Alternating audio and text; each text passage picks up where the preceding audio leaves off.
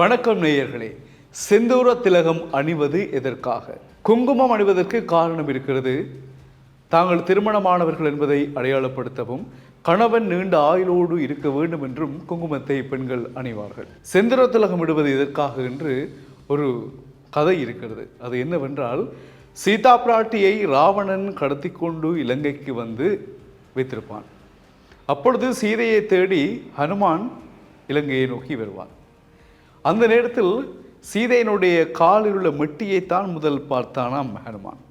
அதற்கு பிறகுதான் நிமிர்ந்து நெற்றியை பார்த்தால் நெற்றியில் குங்குமம் இல்லை, செந்தூர திலகம் இடப்பட்டிருந்தது. அப்பொழுது ஹனுமான் கேட்டாராம் சீதையை பார்த்து, சீதாமையாரே, எதற்காக நீங்கள் குங்குமத்திற்கு பதிலாக செந்தூர திலகம் விட்டிருக்கிறீர்கள் என்று கேட்ட பொழுது, அதற்கு பிறகு இன்னொரு விடயம் சொன்னாராம். பொதுவாக திருமணமான பெண்கள் குங்குமம் போட்டுத்தானே வைப்பார்கள், நீங்கள் ஏன் செந்தூர திலகம் விட்டிருக்கிறீர்கள்? குங்குமம் தானே திருமணம் முடித்ததற்கு அடையாளமாகவும் கணவன் ஆயுளோடு நீண்ட காலம் வாழ்வதற்கும் அர்த்தப்படும் என்றும் சொன்னாராம். அதற்கு சீதா பிராட்டி சொன்னாராம், அதுதான் செந்தூர திலகம் விடுவதற்கு காரணமாக அமைந்தது அந்த கதை. அது என்னவென்றால், ஹனுமானை பார்த்து சீதா சொன்னாராம், என்னுடைய கணவன் எப்பொழுதும் என்னுடன் தான் இருக்கின்றார், என் மனதில் நிறைந்திருக்கின்றார்.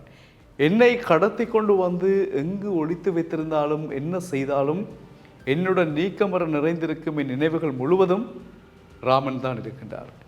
அதே போல இந்த செந்தூர திலகம் என்பது எப்போவுமே முழுமையாக அழிக்க முடியாது. எப்படியாவது அதனுடைய ஒரு சிறிய அடையாளமாவது இருக்கும். அதுதான் திலகத்தினுடைய, செந்தூர திலகத்தினுடைய மதிப்பு. அதே போல ராமனை விட்டு என்னை பிரித்தாலும் ராமனுடைய நினைவுகள் என்னை ஆட்கொள்வதைப் போல, அதை முற்றுமுழுதாக அழித்துவிட முடியாதது போல, அதற்கு அடையாளமாகத்தான் நான் செந்தூர திலகம் விட்டிருக்கிறேன். இதையும் அழித்தாலும் முழுவதுமாக அழித்துவிட முடியாது. எங்கேயாவது கை விரலையாவது அதனுடைய அடையாளங்கள் இருக்கும். அழிக்கின்ற பொழுது அதில் இல்லாவிட்டாலும் இதில் இருக்கும் என்று சொல்லி ஒரு விளக்கத்தை கொடுத்தாராம் சீதா பிராட்டி ஹனுமானுக்கு. அதை கேட்டவுடன் ஹனுமான் என்ன செய்தார்? சந்தோஷப்பட்டு அன்றிலிருந்து ராமநாமத்தை தான் சொல்லியபடி தன் உடல் முழுவதும் செந்தூர திலகத்தை அணிந்தாராம் ஸ்ரீ ஆஞ்சநேய சுவாமி.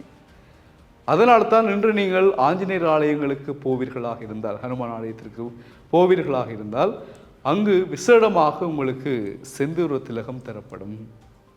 அந்த செந்தூர திலகத்தை நீங்கள் அணிந்து அதனுடைய அர்த்தம் என்னென்று தெரியாமல் சிலவழி உங்களுக்கு இருந்திருக்கும். ஆனால் இப்பொழுது நினைத்துக் கொள்ளுங்கள், உங்களுக்கு ஹனுமான் ஆலயங்களில் செந்தூர திலகம் தந்தால் அல்லது அங்குள்ள அர்ச்சகரால் உங்களுக்கு அது அணிவிக்கப்பட்டால் மகிழ்வடைய வேண்டும். பக்தி பிரவாகத்தால் நீங்கள் புலங்காகிதம் அடைய வேண்டும். என்றால் உங்களுடன் இறை எப்பொழுதும் இருக்கிறது. ஹனுமான் உங்களுடன் எப்பவுமே கூட இருக்கின்றார். அவரையும் உங்களையும் பிரிக்க முடியாது. அவருடைய அருள் உங்களுக்கு கிடைத்து கொண்டே இருக்கும். எந்த காரியங்களில் நீங்கள் ஈடுபட்டாலும் அந்த திலகத்தினூடாக நீங்கள் வெற்றியை அடைவீர்கள். எனவே ஆஞ்சநேயர் ஆலயங்களில் தரப்படுகின்ற செந்தூர திலகத்தை நாங்கள் தவறாமல் கேட்டு வாங்கி வீடுகளில் பூஜை அறையில் வைத்து வெளியில் வெளிக்கிடுகின்ற பொழுதும் வீட்டில் நிற்கின்ற பொழுதும் சிறிய திலகமாக எடுத்து பூசி விட்டோம் என்றால் உங்களுக்கு அந்த நாள் முழுவதும் ஜெயமாக அமையும். எனவே இதுதான் செந்தூர திலகத்தினுடைய மதிப்பு, மரியாதை, அர்த்தம், அதனுடைய பெருமைகள். எனவே இது சம்பந்தமாக நாங்கள் சொல்லியிருக்கிறோம். இனிமேலாவது நீங்கள் அதை அணுகின்ற பொழுது உங்கள் பக்கம் வெற்றி என்பது மட்டும் நினைவில் இருக்கட்டும். மீண்டும் சந்திப்போம்.